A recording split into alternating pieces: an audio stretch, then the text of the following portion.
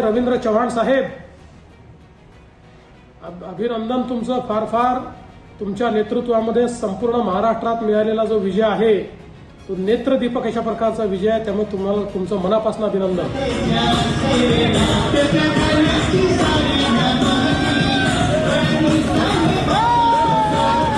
महाराष्ट्र में अब ये तय हो गया है कि ये जो कांग्रेस के साथ जो गठबंधन करेगा उसका डूबना तय.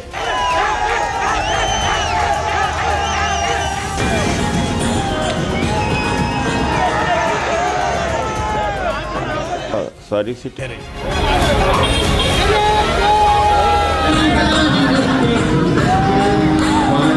इंक मिट रही थी. राहुल जी ने भी ट्वीट किया है. तो इलेक्शन कमीशन के ऊपर और चुनावी प्रक्रिया के ऊपर देश के अंदर लगातार सवाल खड़े हो रहे हैं और ये लोकतंत्र के लिए बहुत घातक है. भारतीय जनता पार्टी की विजय की गिनती दिखाई पड़ रही है, वहीं दूसरी तरफ जो है इनके पराजय का गणित एक के बाद एक गुणा जो है वो बनता जा रहा है. आज जो है वो इस बात को, उन्हें हकीकत को स्वीकार करने में कई तरह की उनकी समस्या है, क्योंकि उनको लगता है कि उनको बिना ज़मीन की ज़मींदारी और बिना जनाधार की जागीरदारी मिलनी चाहिए. महाराष्ट्र की जनता को नीचे से ऊपर तक सिर्फ भारतीय जनता पार्टी लेड महायुति की सरकार चाहिए और भ्रष्टाचारियों को एक सुर से रिजेक्ट किया. इसके लिए महाराष्ट्र की जनता को बहुत बहुत बधाई. तो महाराष्ट्र में 29 नगर निगम के जो नतीजे सामने आए हैं उनमें ज्यादातर में बीजेपी और शिवसेना शिंदे को जीत मिलती दिखाई दे रही है और सवाल उठ रहे हैं ठाकरे ब्रदर्स का क्या होगा, एनसीपी का क्या होगा, पवास का क्या होगा. और सवाल यह है कि शहरी वोटर्स पे क्या बीजेपी ने पूरी तरह से पकड़ बना ली है. सवाल है क्या महाराष्ट्र के चुनाव में एनडीए की जीत ने विपक्ष को खत्म कर दिया है. ठाकरे ब्रदर्स के साथ आकर भी महाराष्ट्र के निकाय चुनाव में परास्त क्यों हो गए. क्या बीएमसी के नतीजों ने महाराष्ट्र में परिवारवाद की राजनीति को नकार दिया है. क्या महाराष्ट्र के नतीजों ने पश्चिम बंगाल चुनाव का ट्रेलर दिखा दिया है. ये कुछ ऐसे सवाल हैं जो आज अपने मेहमानों से हम रखेंगे और बहुत ही खास पैनल हमारे साथ जुड़ रहा है. मेरे साथ डॉक्टर विवेक कोडे, आप कांग्रेस पार्टी के प्रवक्ता है. बहुत धन्यवाद डॉक्टर विवेक आपका. मेरे साथ विश्वास पाठक साहब भारतीय जनता पार्टी से जुड़ रहे हैं, बहुत धन्यवाद आपका. प्रोफेसर भुवन जोशी समाजवादी पार्टी से, डॉक्टर ओपी मिश्रा शिवसेना शिंदे गुट से हैं, बहुत धन्यवाद आपका. और संजीव श्रीवास्तव साहब, बहुत धन्यवाद आपका. डॉक्टर ओपी मिश्रा, मैं शुरुआत आपसे करना चाहूंगा, क्या कहेंगे. बहुत शानदार जीत हुई है आपकी, तो क्या ये माना जाए जो असली शिवसेना है, जो असली काडर है वो आपके साथ है.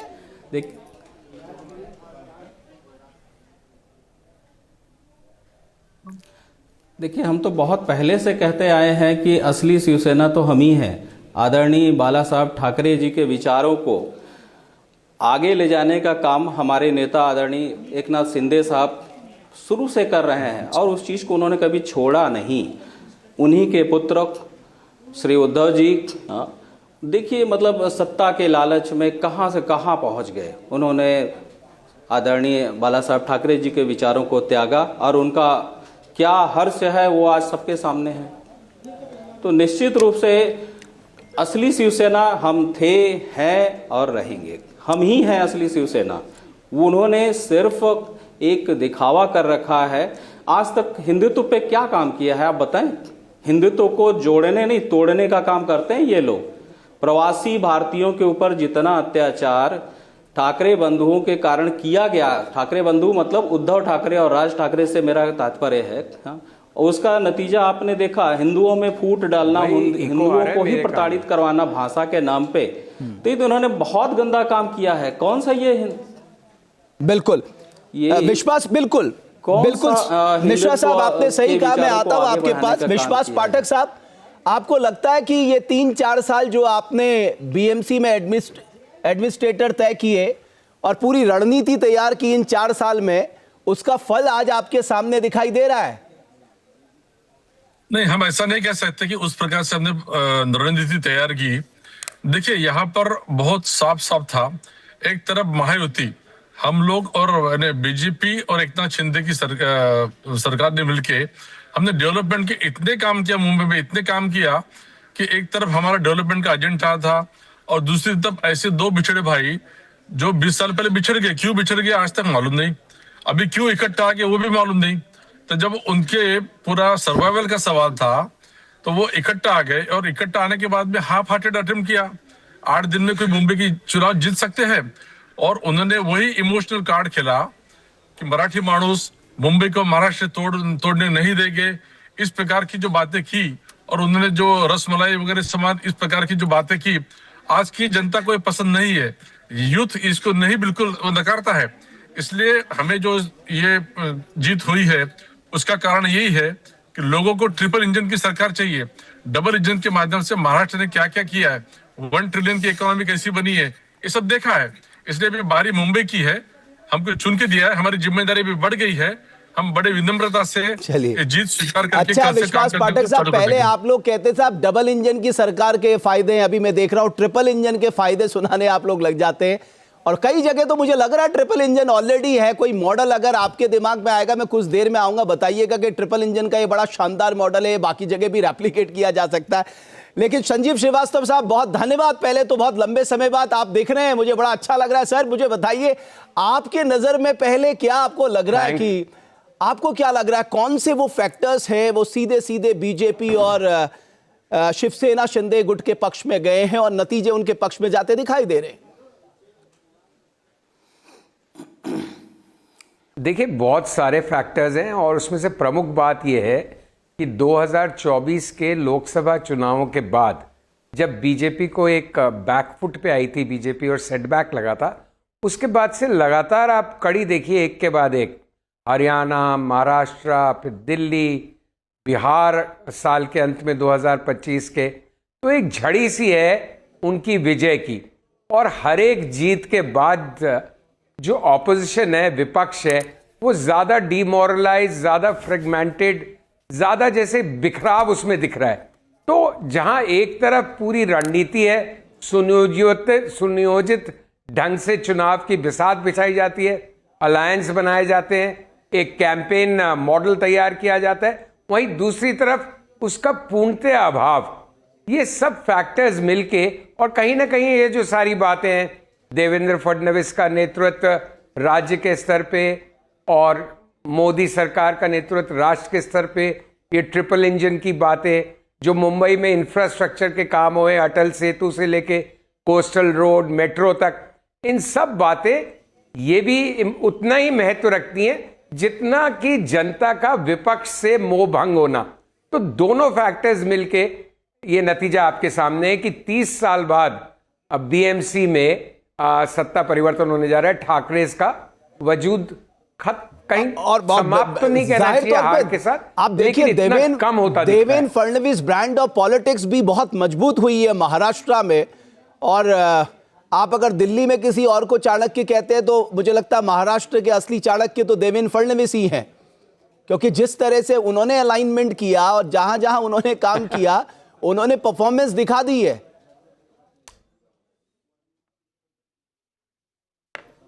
मतलब चाणक्य तो हैं ही, लेकिन देवेंद्र फडणवीस की कुछ खास बातें हैं। एक तो उनकी छवि काफी साफ सुथरी है, जो महाराष्ट्र में अन्य नेताओं के बारे में आसानी से नहीं कह सकते। दूसरा, एक वो विकास के साथ स्वयं को जोड़ते हैं, और हिंदुत्व और जो बीजेपी की दूसरी राजनीति है वो तो वैसे भी उसके परिचायक तो वो है ही, बिल्कुल उसका प्रतिबिंब और उसका प्रतिनिधित्व तो वो करते ही है। बिल्कुल। तो ये सारी बातें मिलके महाराष्ट्र के संदर्भ में देवेंद्र फडणवीस को बिल्कुल एक अलग पोल पे खड़ा करती हैं और उनका अलग चेहरा मोहरा बनाती है। बिल्कुल, जनता को फिलहाल अच्छा लग रहा है। बिल्कुल। डॉक्टर विवेक कोरडे, ये परफॉर्मेंस, ये संतुष्ट करने वाला परफॉर्मेंस है आपके लिए? नहीं, ये कौन कहेगा कि हमारे लिए संतुष्ट करने वाला परफॉर्मेंस है? हमारे लिए बिल्कुल संतुष्टि नहीं है, लेकिन जो बातें यहां कही जा रही है कि 30 साल के बाद सत्ता आ रही है बीजेपी की, ये 30 साल उसी पार्टी के साथ थे जिस पार्टी को आज भ्रष्ट कर रहे हैं। और एक मैं चीज आपके ध्यान में लाने दूंगा, अभी भी आचार संहिता खत्म नहीं हुई है। इन्हीं के एक मंत्री ने एक स्टेटमेंट किया है आज कि जो हिंदू की बात करेगा वो देश पर राज करेगा। लेकिन मुझे कोई आशंका नहीं है कि इलेक्शन कमीशन इस पर कोई एक्शन नहीं लेगा। दूसरी बात, बहुत से लोगों ने यह कंप्लेन की है और उसमें से बहुत से जेन्युइन लोग हैं कि स्याही निकाली जा रही है, निकल रही है। इसके ऊपर इलेक्शन कमीशन की कोई बात नहीं है। और ये जो विकास के बलबूते पर हम जीते ये कह रहे हैं, ये बिल्कुल गलत बात है। ठीक है डॉक्टर विवेक, एक बात आप मुझे बता सकते हैं, अकेले जाने के पीछे, इस नगर निगम चुनाव में अकेले जाने के पीछे आपके आत्मविश्वास के 3 बड़े कारण क्या रहे हैं, वो बता दीजिए ना। देखिए, मुझे पहले मेरा पूरा करने दो, बाद में मैं आपके सवाल का जवाब दूंगा। इनको अपने इंटरप्टेड बोलने दिया, मुझे भी बोलने दो ना। ये क्यों जीते? ये इसलिए जीते कि उन्होंने ध्रुवीकरण किया, धार्मिक ध्रुवीकरण किया, भाषिक ध्रुवीकरण किया। इन्होंने 2 घर तोड़े, 2 पार्टियां तोड़ी। इतना ही नहीं, साम दाम दंड भेद तो उनकी नीति है। खुद उनके मुख्यमंत्री ने 5 साल पहले ही कहा था कि साम दाम दंड भेद की नीति का अवलंब करो और सरकारी यंत्रणाओं का गैरवापर। अब मुझे एक बात बताइए, आपने बहुत से वीडियो देखे होंगे कि लोगों ने, किसी पार्टी के लोगों ने, और इन्हीं के पार्टी ने भी पकड़े दूसरे लोग पैसे बांटते हुए। कोई पुलिस ने एक आदमी को पकड़ते हुए देखा आपने? तो पूरी सरकारी यंत्रणा का डॉक्टर विवेक कोरडे, मैं आपने जितनी बातें कही है मैं उसको नकार नहीं रहा हूं, लेकिन सर अब मैं आपके सवाल पे आ रहा हूं। देखिए, हम एक स्वतंत्र पार्टी है और हम एक राष्ट्रीय पार्टी है। जो गठबंधन हमारा था वो लोकसभा और विधानसभा के चुनाव में था, और तब हमारा मकसद ये था कि इस देश का संविधान बचना चाहिए, इस देश का लोकतंत्र बचना चाहिए। क्योंकि ये जो पार्टी है, ये पार्टी ये बोल रही थी कि 400 पार दे दो हमें, फिर हम संविधान बदल देंगे। 4 नेताओं ने कहा। हमने इसी के लिए इन सब संगठनों के साथ, बट आप कहाँ हैं सर? शहर से तो आपका सुपड़ा साफ हो गया है, आप कहाँ हैं? आप छोटी छोटी बातें कर रहे हैं कि साहब शाही लगा दी, साहब इन्होंने ऐसा बोला, साहब इन्होंने 2 पार्टी तोड़ दी, 2 भाइयों को तोड़ दिया। अरे सर, मैं आपसे पूछ रहा हूं आप कहाँ हैं?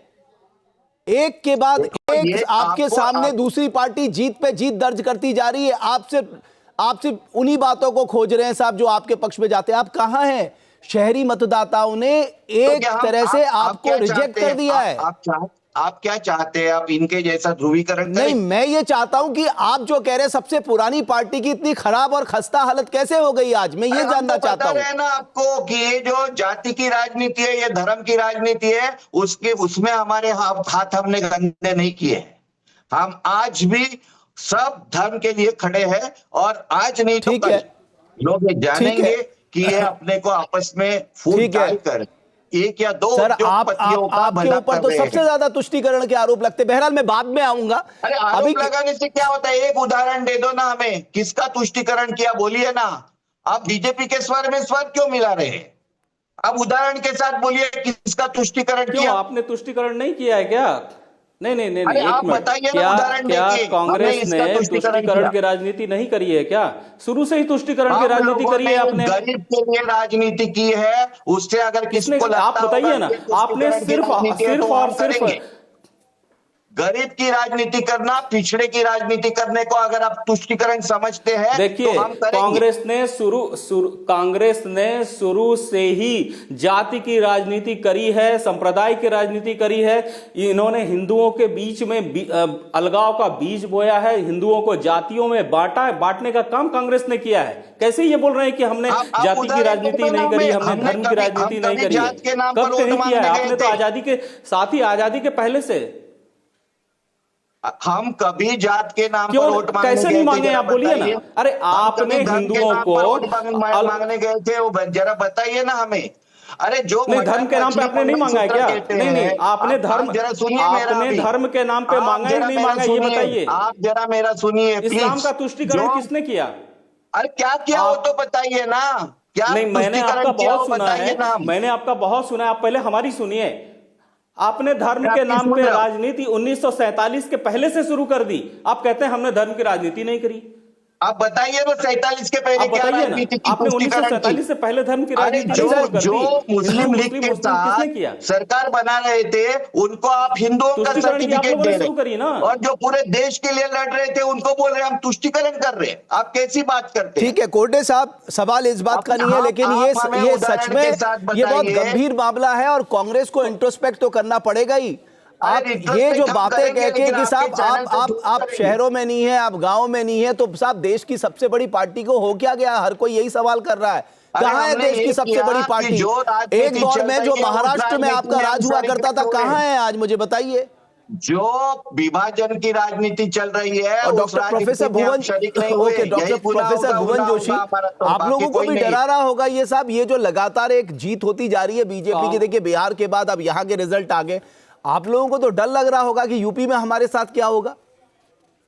रमेश जी, आज जो हमारे नेता माननीय अखिलेश यादव जी ने कहा है, उन्होंने कहा है कि देश में जब बेनकाब होगी भारतीय जनता पार्टी तभी बीजेपी बाहर होगी। और एक विषय उन्होंने इससे भी मजबूत कहा है कि जो डेटा की राजनीति है, डाटा आपके पास है, ये राजनीति कितनी आज इस भारतीय जनता पार्टी इसका प्रयोग करती है, मैं इस बात को मानता हूं। और उसका ताज़ा उदाहरण बंगाल में देखा गया कि पहली बार एक सरकार का, एक पार्टी का डाटा को चोरने के लिए एक सरकार लग गई।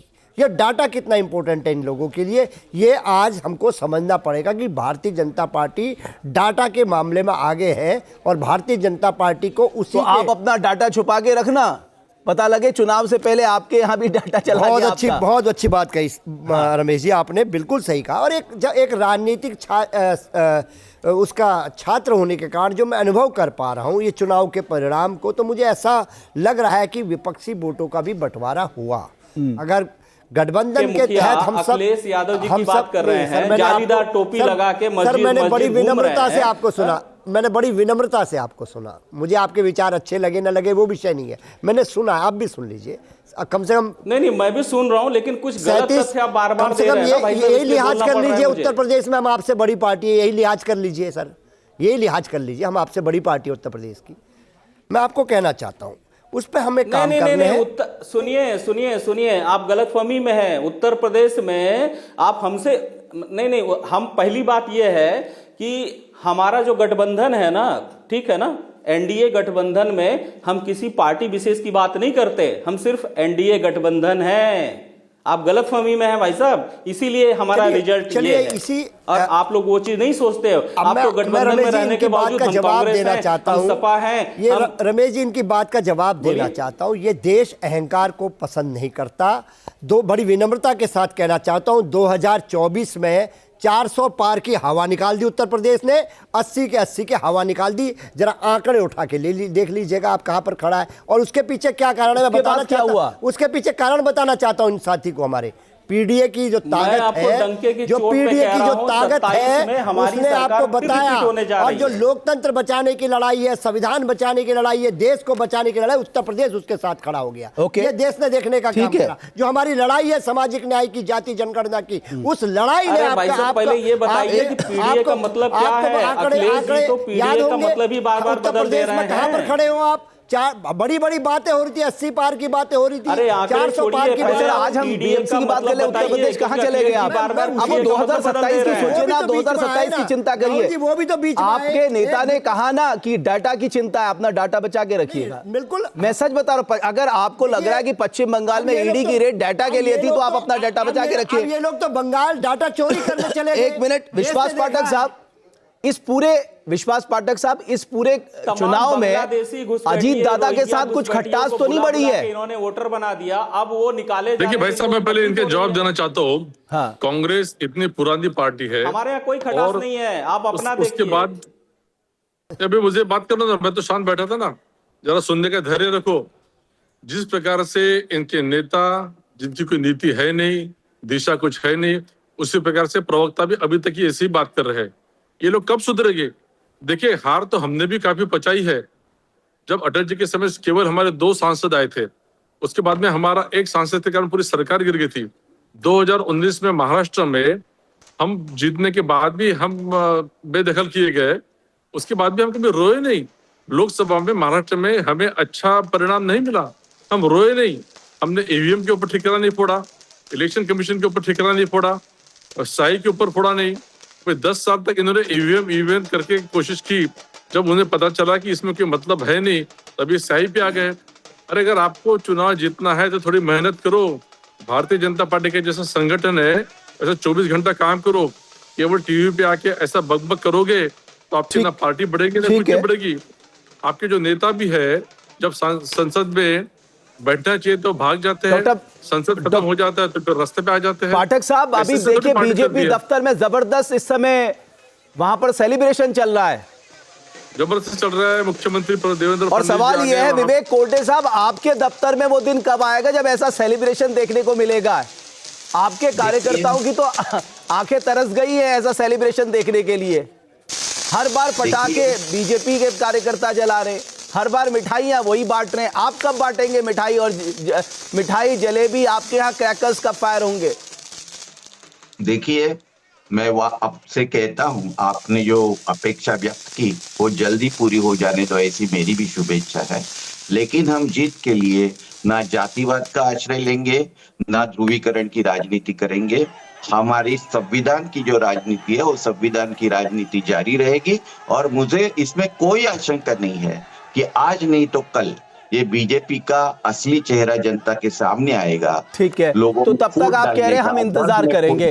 ओके, हम जीत जाएंगे और हमारी जीत देश की जीत होगी, संजीव संविधान की जीत। ठीक है, ठीक है कोटे साहब, डॉक्टर कोटे मैं समझ गया। संजीव श्रीवास्तव साहब, यानी जो अभी जो कांग्रेस के प्रवक्ता कह रहे हैं उस लिहाज से आप तो इतनी लंबी राजनीति देख चुके हैं भारत की, आपको लग रहा है आज के दौर में जिस तरह की पॉलिटिक्स हो गई है उस पॉलिटिक्स में जीतने के लिए आपको वही फॉर्मूले आजमाने पड़ेंगे? आप परंपरागत पॉलिटिक्स से आज का चुनाव नहीं जीत सकते। देखिए, वो तो समय के साथ सब कुछ बदलता है। मेरा सिर्फ विपक्ष से ये कहना है, या ये जो कुछ भी समझ लीजिए उसको मशवरा या एक ऑब्जर्वर की तरह जो देख रहे हैं कि विपक्ष की बातों में दम जरूर है, उनके आरोपों में भी दम हो सकता है। कितना सही है, कितना गलत है, कितना ज्यादा है, देखिए इसमें कोई दो राय नहीं है कि साधन संपन्न सबसे ज्यादा बीजेपी है, काफी सरकारी सिस्टम उसके साथ है, और वो किस सीमा तक है किस सीमा तक नहीं है कह सकते हैं, पहले भी होता था, जो कुछ भी है। लेकिन इन सब, और एक हाथ उनका पीछे बंधा हुआ भी हो सकता है, लेकिन इसके बावजूद वो जिस तरह से, एक आपने अभी कहा था कि तो फिर इंतजार करिए उस दिन का, तो लेकिन इन सब बातों के बावजूद अगर उनके आरोप सही हैं तब भी वो जिस तरह से चुनाव लड़ रहे हैं, जिस तरह से अपनी रणनीति तय कर रहे हैं, जिस तरह का बिखराव देखा जाता है विपक्ष की रणनीति में भी, अलायंसेस में भी, कोई एक क्लियर स्ट्रैटेजी, नीति, सोच, दिशा कुछ दिखाई नहीं देती। बीजेपी तो 365 दिन चुनावी वोट में रहती है। डिमोरलाइज इतना हो गया है कि और बीजेपी, देखिए वो एक अलग बात है, मतलब बीजेपी के गुणगान हम कर सकते हैं अलग लेवल पे, लेकिन जो विपक्ष की चुनौती है, विपक्ष अपने, उनकी अगर सारी बातें सही हो तब भी वो इतने हतोत्साहित नहीं हो सकते कि जनता का ही उन पे से विश्वास उठ जाए कि भाई ये तो जीतने लायक ही नहीं है, जीतेंगे ही नहीं, तो इनको वोट कौन दो। वो लड़ते ही इस तरह से इन दिनों जैसे कि वो पहले से ही स्वीकार कर चुके हैं हम हारेंगे तो सही। तो ये एक crisis of confidence, crisis of credibility विपक्ष के सामने हो गया है। उनके आरोप सही भी हो सकते हैं, वो कितने क्या वो मैं नहीं जानता, न इतना किसी को भी मालूम है, बट इन सबके बावजूद, जैसे अभी बीजेपी के एक प्रवक्ता ने कहा, उन्होंने भी 2 सांसदों वाले दिन देखे थे 1984 में, बिल्कुल सही बात, लेकिन वो लड़ने का जीवट नहीं खोते। विपक्ष कहीं ना कहीं लड़ने का जीवट भी खो चुका है, और वो उस तरह से जो आपने अभी कहा, विपक्षी दलों में अलायंस में जो बिखराव है, 24/7 365 डेज पॉलिटिक्स करने वाली पार्टी है जी सर। जो विपक्ष के अलायंस का जो बिखराव है, आप सब मिलकर जीतने के लाले पड़ जा रहे हैं, लेकिन आप बिखराव में लड़ रहे हैं और वो भी बीजेपी को फायदा पहुंचा रहा है। आप बीएमसी चुनाव में ही आप देख लीजिए,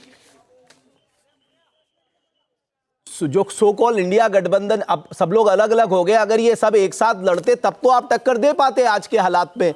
आपने सही कहा कि आज फॉर्मूला बिल्कुल बदल चुका है। सत्ता, संगठन, संसाधन सब बीजेपी के पक्ष पे हैं और इन सब के बीच पे है कोई विपक्षी पार्टी अगर अपनी रणनीति में सिर्फ इस बात के लिए इंतजार करे कि समय का इंतजार कर रहे हैं तो ऐसे तो जीत पाना मुश्किल है। कोर्टे साहब, आपको कुछ करना होगा, कुछ चमत्कार करिए सर, कुछ मेहनत करिए। आप भी 365 दिन वाली पॉलिटिक्स शुरू करिए। ये सिर्फ चुनाव से कुछ दिन पहले एक्टिवेट होने से काम नहीं चलेगा आज के दौर में। बहरहाल एक छोटा सा ब्रेक ले रहे हैं, मैं लौट रहा हूं, आप सभी मेहमान मेरे साथ बने रहिए।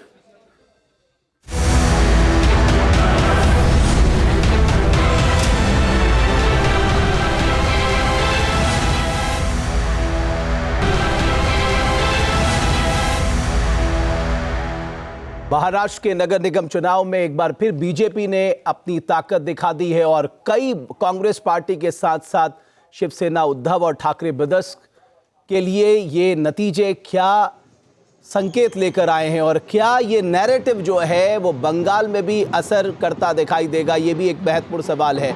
आप देखिए, ये तैयारियां देख लीजिए। कुछ ही देर में महाराष्ट्र के मुख्यमंत्री देवेंद्र फडणवीस जो हैं वो बीजेपी दफ्तर में पहुंचेंगे और यहाँ पर पहले से ही सेलिब्रेशन शुरू हो गया है। और क्यों भी ना हो, क्योंकि एक लंबे अरसे बाद बीएमसी में वापसी हुई है बीजेपी की।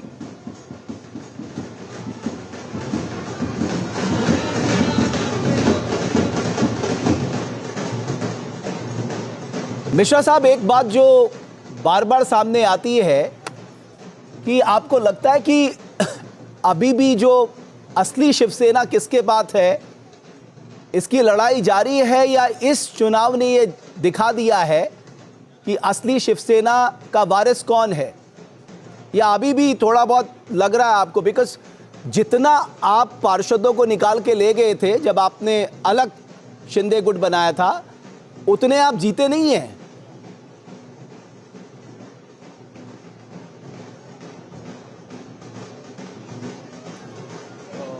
देखिए, जनता ने तो बहुत पहले ही बड़ा स्पष्ट ये बता दिया है कि असली शिवसेना हम ही है, क्योंकि शिवसेना मतलब आदरणीय बाला साहब ठाकरे जी के विचार, जिस विचार पे शिवसेना की स्थापना हुई थी और जिस विचार के ऊपर शिवसेना ने आम जनता के अंदर काम किया, तो निश्चित रूप से उन विचारों को लेके हमारे मुख्य नेता आदरणीय श्री एकनाथ शिंदे साहब ने हमेशा काम किया, हमेशा जन भावना के अनुरूप काम किया, जन भावना के लाभ के लिए काम किया, उनके दुखों को देखते हुए उसको कम करने के लिए काम किया। और निश्चित रूप से इसमें हमारी जो हमारे सहयोगी महायुति में भारतीय जनता पार्टी ने हमें पूरा सहयोग दिया, पहले दिन से सहयोग दिया। ठीक है, तो आप कह रही हैं अलायंस बहुत मजबूत अलायंस रहेगा। असली और नकली शिवसेना की बात आप कर रहे हैं, हम असली बहुत मजबूत अलायंस है और हमेशा रहेगा, क्योंकि हमारा एक नेचुरल अलायंस है। हम हिंदूवादी दल, आप देखें कि हिंदूवादी दल भाजपा और शिवसेना प्रथम दिन से इनके हमारे अलायंस है। जब शिवसेना की स्थापना हुई उसके बाद शिवसेना ने पहला चुनाव ही भाजपा के साथ में लड़ा था, आपको पता होगा। इनके शिवसेना के ही चुनाव चिन्ह पे विश्वास पाठक साहब, भारतीय जनता पार्टी के ही आप ये एक तो तस्वीरें आप देख सकते हैं, देवेंद्र फडणवीस का काफिला जो है वो बीजेपी दफ्तर पहुंच चुका है और एक बहुत शानदार जीत मिली है, आप ये तस्वीरों में देख सकते हैं। और चेहरे के हाव भाव से, प्रसन्नता से आप अंदाजा लगा सकते हैं कि देवेंद्र फडणवीस स्वयं जानते हैं ये जीत उनके लिए बहुत निर्णायक साबित होगी। देखिए, बीएमसी ये एक ऐसा बजट है, या बीएमसी एक ऐसी संस्था है जो देश के अनेक राज्यों से ज्यादा उसका बजट होता है और ये बजट के माध्यम से जनता की सेवा करना ये बहुत एक्चुअली अपेक्षित है। लेकिन 20-25 साल तक उद्धव ठाकरे जी ने जिस प्रकार से यहाँ पे राज किया और जिसमें करप्शन लेवल बढ़ गई थी और बेसिक चीजें आप लोगों के साथ बस एक ही, उस 20-25 साल में आप भी तो उनके सहयोगी रहे हैं ना, आपके साथ भी सरकार में वो रहे ही हैं। आज आपको करप्शन की बात याद आ गई, जब वो वहां पर थे तब क्यों नहीं आप लोगों ने ये बात उठाई कि साहब ये बहुत करप्शन कर रहे हैं बीएमसी में? जब आपके साथ सत्ता के भागीदार है वो अच्छे हैं, जब आपके साथ से निकल गए तो साहब ये बहुत करप्ट है। नहीं, आप बात को समझना पड़ेगा, बीच में टोको मत मुझे। देखिए, बीएमसी में या कोई भी म्युनिसिपल कॉर्पोरेशन में जिसका मेयर होता है और जो स्टैंडिंग कमेटी का चेयरमैन होता है उसके पास से पूरी चाबियां होती है। हम सपोर्ट फंक्शन में थे, इसलिए हम ज्यादा कुछ कर नहीं पाए और इसीलिए हमको यहाँ पर वहां पर बिठाना जरूरी था ताकि हमारे पास कंट्रोल आए और कंट्रोल के माध्यम से हम लोगों तक उनकी जो प्रॉब्लम है सॉल्व करें। आज भी पॉट होल्स, रास्तों का प्रॉब्लम है। बारिश जब होती है रेनी सीजन में, उसकी भी समस्या है। ट्रांसपोर्ट सिस्टम अभी भी उतनी अच्छी नहीं है। वहाँ के गरीब लोगों को, स्पेशली मराठी मानुस को अफोर्डेबल हाउस नहीं मिल रहा है। ये सब जीतने के लिए हमको वहाँ पे आना जरूरी था। कोई बहाना नहीं चलेगा, क्योंकि अब आप केंद्र में आप है, राज्य में आप है, बीएमसी में आप है, आप कोई बहानेबाजी नहीं चलेगी। अब तो भाई ट्रिपल इंजन की सरकार है, इसलिए सारी समस्याओं का समाधान होना चाहिए जनता की। मैं आपसे दरखास्त करता हूँ, आप पत्रकार हो, हमने स्वयं कहा है, हमने मैनिफेस्टो में जो जो लिखा है पूरा उसके ऊपर टिक लग रही है या नहीं लग रही है उसका हम स्वयं ऑडिट करने वाले हैं। आप भी हमें मदद करिए, अगर कुछ चीज बच जाती है तो आप भी उसको पॉइंट आउट करो। हम अभी कल से ही तुरंत कम से कम समय में ज्यादा से ज्यादा सेवा करने का कोशिश करेंगे। ओके, संजीव श्रीवास्तव साहब, एक बात पे जानना चाहता हूं, मातोश्री में जब इस पूरे रिजल्ट पे चर्चा होगी, कौन किसको फोन करेगा आपको लगता है? राज ठाकरे साहब उद्धव ठाकरे साहब को फोन करेंगे, उद्धव ठाकरे साहब राज ठाकरे साहब को फोन करेंगे? ये क्या हो गया?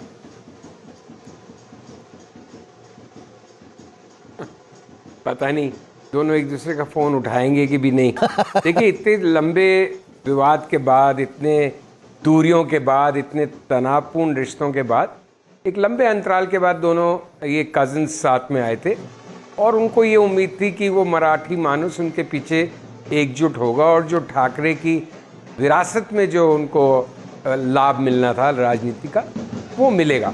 अब ऐसा कुछ हुआ नहीं है, तो इसके 2-3 और राज ठाकरे की वजह से कांग्रेस उस अलायंस से अलग हो गई थी। तो अब उद्धव ठाकरे, राज ठाकरे तो एक तरह से कांग्रेस पार्टी, मतलब बीएमसी का चुनाव उनके साथ नहीं लड़ा उसने। तो अब उद्धव ठाकरे को ये चयन करना पड़ेगा कि उनके लिए कौन ज़्यादा प्रासंगिक दल है, कांग्रेस पार्टी या राज ठाकरे। और राज ठाकरे को ज़्यादा स्पेस देने से उनको क्या लाभ मिला, क्या हानि मिली, अब इसका बही खाता बनेगा। देखिए, उद्धव ठाकरे और ठाकरे परिवार को बैकफुट पे आए हैं, लेकिन ये कहना कि परिवार की राजनीति का समापन हो गया या ये परमानेंटली ठिकाने लग गए हैं, ये राजनीति में क्या लोग बाग बार बार लौट आते हैं और कब किसकी किस तरह से वापसी होती है इसका किसी को नहीं पता। तो मैं किसी को भी परमानेंटली राइट ऑफ नहीं करता और किसी को भी परमानेंटली ये नहीं मानता कि बस जी अब तो इनके तो सितारे दिनों दिन अच्छे ही होते जाएंगे, बिकॉज जनता है कब किस तरह से रुख बदल दे। बट डेफिनेटली उद्धव ठाकरे के लिए बहुत ज़्यादा आत्मचिंतन की बात होगी कि वो कैसे बाला साहब की विरासत को बचा के रखे और अपने बेटे आदित्य के लिए क्या छोड़ के जाएंगे कि जो, बिकॉज एक बात तय है कि कितना भी शिंदे गुट क्लेम करे, डेफिनेटली उनकी परफॉर्मेंस असेंबली इलेक्शंस में अच्छी थी, इस बार भी बहुत बुरी नहीं है, लेकिन उद्धव ठाकरे की सेना के मुकाबले कमजोर है, स्ट्राइक रेट में भी कमजोर है, नंबर ऑफ सीट्स में भी कमजोर है। क्योंकि आपका अलायंस बीजेपी के साथ है, इसलिए बीजेपी का वोट ट्रांसफर भी हो जाता है। तो नहीं, 90 सीट पे लड़ी है बीएमसी में शिंदे सेना। अब 90 में से कितनी मिली है मुझे ताजा फिगर नहीं मालूम, लेकिन 1-1:30 बजे के आसपास उनका आंकड़ा 25 के आसपास। वही तो बहरहाल अगर वो पीछे नहीं भी है तो भी बराबरी की टक्कर चल रही है। तो आपने अभी शिंदे गुट के प्रवक्ता से सवाल पूछा था कि वो मुद्दा अभी सेटल नहीं हुआ है कि सेना का समर्थक किस तरफ ज्यादा झुकाव लिए हुए है। ठीक है, बीजेपी के साथ मिलकर डेफिनेटली शिंदे गुट को एक फायदा होता है एंड वाइस वर्सा बीजेपी को भी लाभ होता है। तो देखिए, सब समय गतिशील है। अभी 2024 के लोकसभा चुनावों को 2 बरस भी नहीं हुए हैं, मई-जून में होंगे, तो कैसे उल्टे मुंह गिरी थी बीजेपी और एनडीए। तो ये स्थितियां परिवर्तन होते रहते, बट वहां बीजेपी गिरी, एनडीए गिरी, लेकिन वो संभल के, कपड़े झाड़ पोंछ के, नई नीति बना के, नए सोच के साथ, नए तेवर के साथ आगे बढ़ी, खड़ी हुई, संभली और वापस से धूल चटा दी विपक्ष को। बिल्कुल, विपक्ष जब तक इस तरह के तेवर नहीं सीखेगा, मैं वही बात डॉक्टर विवेक कोरडे से कर रहा था कि साहब आप समय का इंतजार मत करिए, आप समय का इंतजार मत करिए। डॉक्टर विवेक कोरडे से मैं वही तो बात कह रहा था, आपको अपनी रणनीति में बदलाव लाना पड़ेगा, आपको भी 365 दिन की पॉलिटिक्स करनी होगी। आपको भी दिन रात एक करना होगा, आपको भी अपने संगठन का विस्तार करना होगा, आपको भी अपने कार्यकर्ताओं में नई जान फूंकनी होगी। डॉक्टर कोर्टे, तभी ये मुकाबला चल सकता है। वो आसान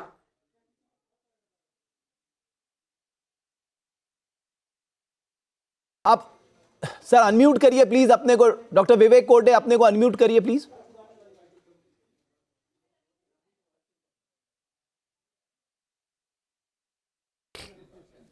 आप बोलिए सर। नहीं, अभी भी आवाज नहीं आ रही आपकी, मैं दोबारा आता हूं आपके पास। तो प्रोफेसर जोशी, ये मुझे लगता है आप लोगों के लिए भी ये सबक है, क्योंकि अगर ये मोमेंटम चलते रहा तो साहब आप लोगों के लिए बड़ी चुनौती है। आप फिर कुछ भी कहते रहिए, डाटा कहते रहिए, ईवीएम कहते रहिए, एसआईआर कहते रहिए। देखिए रमेश जी, आज तो परिणाम आ गया है लगभग, और ये बड़ा पॉलिटिकल पार्टी के लिए बड़ा चिंतन का विषय होता है, चिंतन और मनन का। अभी जब आप चर्चा में राजनीतिक शिष्टाचार में पहले तो आपको दोनों को बधाई भी देनी थी। जी जी जी जी, मैं तो राजनीतिक शिष्टाचार है। अभी परिणाम चल रहे हैं और जब पूर्ण हो जाएंगे मैं जरूर दूंगा। लेकिन मैं आज आपने जिस बहस में हमें बुलाया है, तो एक कारण अगर अभी आज जब चर्चा कर रहे तो निकल के आ रहा है, वो है संसाधन में भारतीय जनता पार्टी का किसी से कोई सानी नहीं पूरे देश की पार्टियों में। कारण है कि उसका जो सबूत आया था वो इलेक्ट्रॉन बॉन्ड में आया था कि सबसे ज्यादा चंदा लिया, चाहे वो बीप कंपनियों, संसाधन संगठन, ये उसकी सबसे बड़ी ताकत है, उसकी जीत का मंत्र है। बीप कंपनियों से लिया। और अभी एक साथी कह रहे थे कि शिवसेना का वहां पर मेयर रहा अभी तक। मैं उनसे कहना चाहता हूं, मैं गाजियाबाद से आता हूं, 5 बार भारतीय जनता पार्टी का वर्तमान में भी मेयर है, 5 मेयर हो चुके हैं। लेकिन जब स्थिति, आप तो रहे वहाँ रमेश जी, आपने देखा होगा जब बरसात होती है तो क्या स्थिति होती है सड़कों पर, क्या स्विमिंग कर सकते हैं उसमें, आप देखिएगा क्या। और पौष इलाकों में ये स्थिति रहती है, सामान्य इलाकों में तो बद से बदतर रहती है। 2012 से 2017 तक उत्तर प्रदेश में राम राज्य था क्या? मैं उसी विषय को कह रहा हूँ। इसी विषय को मत कहिए। आपने ऐसा मॉडल खड़ा कर दिया, तब आप एग्जाम्पल रमेश जी, मैं ये मत कहिए। यहाँ पे 2012 से 2017 तक हो रहे हैं रमेश जी, रमेश जी 5 मेयर थे और लगातार भारतीय जनता पार्टी का गाजियाबाद में कब्जा है। क्या स्थिति है, आप किसी भी रेनी सीजन में चले जाइएगा, आपको पता चल जाएगा। और आप तो रहे हैं वहां पर, आपको वो तो ट्रिपल इंजन की सरकार आज भी है। तो यही तो विषय कह रहा हूँ, मैं कह रहा हूँ, तो ट्रिपल इंजन क्या, अभी 4 इंजन भी हो जाए तो वो बहुत ज्यादा अंतर नहीं पड़ता। ऐसा ना, जब काम करने वाला व्यक्ति जब इनको करना पड़ता है तब स्थिति अलग होती है, तब ये बगले झांकने लगते हैं जहां सत्ता में होते हैं। ओके डॉक्टर कोर्टे, मेरी आवाज आ रही है? अभी आप जवाब दे सकते हैं सर। वापस मैं आता हूं। संजीव जी, मैं आपसे जानना चाह रहा हूं, ममता बनर्जी इन रिजल्ट्स को आज देख रही होंगी?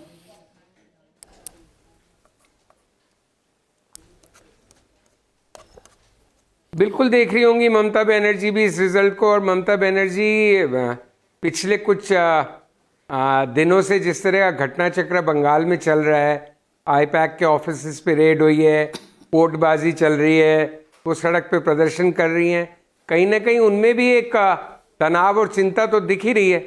और डेफिनेटली पश्चिम बंगाल का मुकाबला बहुत कड़ा होगा, और वो एक तरह से पूरब और उत्तर और मध्य भारत का एक बड़ा या एकमात्र किला ऐसा है जो बीजेपी अभी भी जहां जीत से वंचित है। तो बीजेपी पूरा जोर लगा देने वाली है इस इलेक्शन में, और ये इलेक्शन बहुत कांटे का होगा। मैं इतना भविष्य दृष्टा नहीं हूं कि मैं इस बात का आभास लगा सकूं कि रिजल्ट क्या आएगा, बट डेफिनेटली। लेकिन आपको लग रहा है कि फडणवीस साहब को जिम्मेदारी मिलना तय है, और बहुत ही क्लोजली फॉट इलेक्शन होगा। किसको? देवेंद्र फडणवीस को जिम्मेदारी मिलना। बिल्कुल, वो जिस तरह की रणनीति कहां पे, पश्चिम बंगाल की? हाँ जी, मुझे इस बात का इल्म नहीं है कि किसको प्रभारी बनाया जाएगा फाइनली इलेक्शन के लिए। अभी तो उनको कुछ वहां की जिम्मेदारी दी गई है, बट फाइनली किसको जिम्मेदारी, लेकिन अल्टीमेटली वो किसी को भी जिम्मेदारी बने, वो होगा सब दिल्ली से केंद्रित। अमित शाह और उनके जो साथी, उनकी कोर टीम है, वही रणनीति बनाएगी, और जो भी प्रभारी होंगे बिल्कुल वो। आपके मोबाइल पर तुरंत आएगी ब्रेकिंग न्यूज, स्क्रीन पर सबसे पहले दिखेगी बड़ी खबर, देश दुनिया की हर खबर एक जगह। अब आपके मोबाइल पर तुरंत फटाफट इंस्टॉल कीजिए न्यूज नेशन ऐप और रखिए खुद को अपडेट।